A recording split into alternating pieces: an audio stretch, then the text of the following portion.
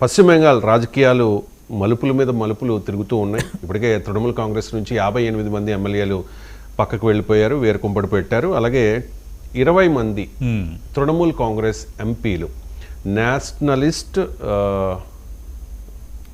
NCPI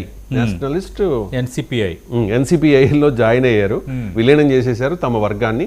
దాంతోపాటు nationalist citizens party of India ఎన్సిపిఐలో తమ వర్గాన్ని విలీనం చేశారు. ఆ వర్గం కూడా ఇప్పుడు ఎన్డీఏకి మద్దతు ఇస్తోంది. సో ఇప్పుడు ఏంటంటే రాజ్యసభలో 2/3 మెజారిటీ ఖాయంగా కనిపిస్తోంది. ఇక నెక్స్ట్ లోక్సభే. అంటే మోదీని ఇంకెవరు టచ్ చేయలేరా? ఇప్పుడున్న పరిస్థితుల్లో మోదీని ఎవరు టచ్ చేయలేరు, ఇంపాసిబుల్లే. అంటే టచ్ చేయలేరు అంటే టచ్ చేయడం కాదు, వాట్ ఇట్ మీన్స్ పొలిటికల్గా ఏంటంటే NDA became more powerful now. ఎందుకంటే ఎన్డీఏ 12 ఏళ్ల ప్రస్థానం అనేది పక్కన పెడితే ఎన్డీఏ మోడీ నేతృత్వంలో 2014, 2019, 2024 ఎన్నికలు గెలిచారు. బట్ 14 ఎన్నికలకు మించి 2019లో అద్భుతమైన మెజార్టీ వచ్చింది. బట్ 2024లో అనుకున్నంత స్థాయిలో మోడీ, అమిత్ షా కూడా సంతృప్తి చెందని ఫలితాలు వచ్చాయి. ఆర్ఎస్ఎస్ కూడా సంతృప్తి చెందని ఫలితాలు వచ్చాయి. 240 సీట్లకు పరిమితం అవటం, జేడీయూ టీడీపీ మీద ఆధారపడినంత వాతావరణం క్రియేట్ అయింది.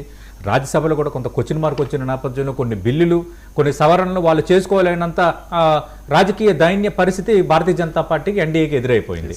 కానీ ఏంటంటే మళ్ళీ అదేనండి, ఇప్పుడు ఒక బంతి గోడకి కొడితే తిరిగి వెనక్కి వస్తుందన్న న్యూటన్ ఫార్ములా ఏదైతే ఉందో, భారతీయ జనతా పార్టీ అనేది అదొకటి. రెండోది పోగొట్టుకున్న చోటే వెతుక్కోవటం అన్నది, ఈ రెండు థియరీస్ని చాలా బలంగా అలవర్చుకుంది. మిగతా రాజకీయ పార్టీలు నేర్చుకోవాల్సింది కూడా అదే. ఇప్పుడు మొన్న ఫలితాల తర్వాత భారతీయ జనతా పార్టీ పరిస్థితి అయిపోయింది, 240 సీట్లు వచ్చాయి.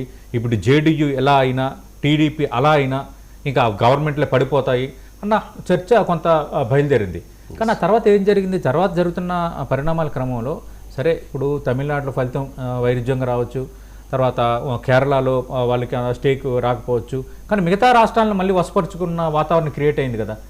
ఎప్పుడు అధికారం పరంగా అడుగుపెట్టని రాష్ట్రాలను కూడా వాళ్ళు కైవసం చేసుకున్న వాతావరణం క్రియేట్ అయింది. ఇది ఒక స్ట్రెంగ్త్. రెండోది, ఇప్పుడు వాళ్ళకి అత్యంత కీలకమైనది ఏంటంటే రాజ్యసభలో వాళ్ళు అనుకున్నంత స్థాయిలో కొంత బలాన్ని ప్రదర్శించడం. అది ఎప్పుడు కూడా కొంచెం సమస్యగానే ఉంది. సరే ఇప్పుడు తృణమూల్ ఎంపీలు 20 మంది మమ్మల్ని వేరే వర్గంగా గుర్తించాలని ఫిక్స్ అయిన నేపథ్యంలో ఎన్డీఏ బలం ఒక్కసారిగా లోక్సభలో 313కు చేరుకున్నట్టే. రెండోది, కొందరు చెప్పని విషయం, మనం చెప్పే విషయం ఏంటంటే ఇప్పుడు డిఎంకే ఇండి కూటమితో డిఫర్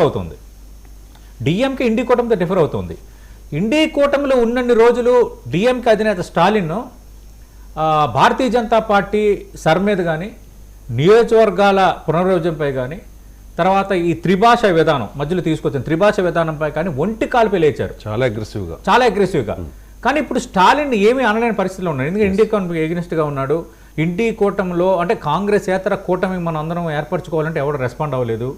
ఈ నేపథ్యంలో ఇప్పుడు వాళ్ళు కూడా 22 మంది ఎంపీలు కూడా రేపు పొద్దున్న ఏదో ఒక సందర్భంలో లోక్సభలో భారతీయ జనతా పార్టీకి మద్దతు ఇచ్చే వాతావరణం వస్తే ఇంకా తిరగలేని శక్తి లోక్సభలో ఒక యాంగిల్లో. రాజ్యసభ కీలకం, రాజ్యసభ ప్యాటర్న్స్ వేరే ఉంటాయి. ఎందుకంటే అప్పుడున్న బలాబలాలు బట్టి సభ్యులు ఎంపిక అవుతారు, వాళ్ళు 6 సంవత్సరాలు ఆ పదవిలో ఉంటారు. ఈ నేపథ్యంలో రాజ్యసభలో కొంత వీక్గా ఉన్న Bharatiya Janata party latest updates పరంగా మనం చూస్తే బాగా బలం పుంజుకుంది. లేటెస్ట్గా మనం చూస్తే ఇప్పుడు 148 మంది సభ్యులు ఉన్నారు ఎన్డీఏ పరంగా మనం చూసుకున్నప్పుడు. ఈ విధంగా చూస్తే కొత్తగా ఇప్పుడు పశ్చిమ బెంగాల్ 3 రాజ్యసభ సభ్యులు రిజైన్ చేశారు వాళ్ళు. అలాగే జార్ఖండ్, మిజోరాంలో రాజ్యసభ ఎన్నికలు జరగబోతున్నాయి. అక్కడ ఒక 3 సీట్లు, ఈ 6 సీట్లు వస్తే 154కి సంఖ్య చేరబోతోంది. అలాగే ఇంకా 9 మంది వస్తే, ఇంకా 9 మంది రాజ్యసభ సభ్యులు యాడ్ అయితే 2/3 మెజార్టీ రాజ్యసభలో భారతీయ జనతా పార్టీకి రాబోతుంది. లేటెస్ట్గా పాజిటివ్స్ ఏంటంటే మరికొంతమంది టీఎంసీ ఎంపీలు రిజైన్ చేసే వాతావరణం కూడా అక్కడ ఉంది. అయితే ఈ 2/3 బలం అనేది కంటిన్యూగా ఉండే వాతావరణం కూడా లేదు. కంటిన్యూగా ఉండే వాతావరణం ఎందుకు లేదంటే ఇక్కడ ఒక సమస్య ఉంది. ఉత్తరప్రదేశ్కి సంబంధించి ఈ నవంబర్లో రాజ్యసభ ఎన్నికలు జరగబోతున్నాయి. అక్కడ 10 సీట్లు ఖాళీ అవుతున్నాయి. ఆ 10 సీట్లు మళ్ళీ బీజేపీకి రావు. ఎందుకు రావు? అక్కడున్న లెక్కల ప్రకారం సమాజ్వాదీకి కొన్ని సీట్లు పోతాయి. అందుకు ఇక్కడ ఇంకా 9 కావాల్సి ఉంటుంది. కాబట్టి ఇక్కడ మనం లార్జర్ సెన్స్లో చూసుకునేటప్పుడు ఇక్కడ ఎన్డీఏని మాట్లాడుతున్నాం, పదే ఎన్డీఏ నేను మాట్లాడుతున్నా. అందుకు అక్కడ ఒకవేళ తగ్గిన ఒకవేళ అక్కడ తగ్గితే తగ్గడం పెరగడం వీటన్నిటి నేపథ్యంలో మరో 6 నుంచి 9, 8 మంది అవసరమయ్యే పరిస్థితి ఉంది. ఆ అవసరాన్ని డిఎంకే అలాగే వైసీపీ తీర్చదని అనుకోలేము సింపుల్గా. ఎందుకంటే రాజ్యసభలో ఇప్పుడు నాకు తెలిసిన లెక్కల ప్రకారం వైసీపీకి 4 సీట్లు ఉన్నట్టున్నాయి, 4 ఉన్నాయి. ఆ 4 తర్వాత ఇప్పుడు డిఎంకేకి కొంచెం చెప్పుకోదగ్గ సీట్లు ఉన్నాయి.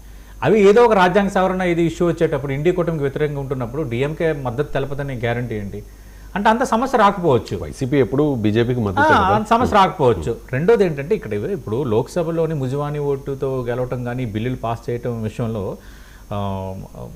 ఆన్ ద ఫ్లోర్ అన్న పదం ఎందుకు వాడతారంటే ఆ రోజు ఉన్న సభ్యుల్లో 300లో 200 మంది మద్దతు ఇవ్వాలనేది ఉంది కదా.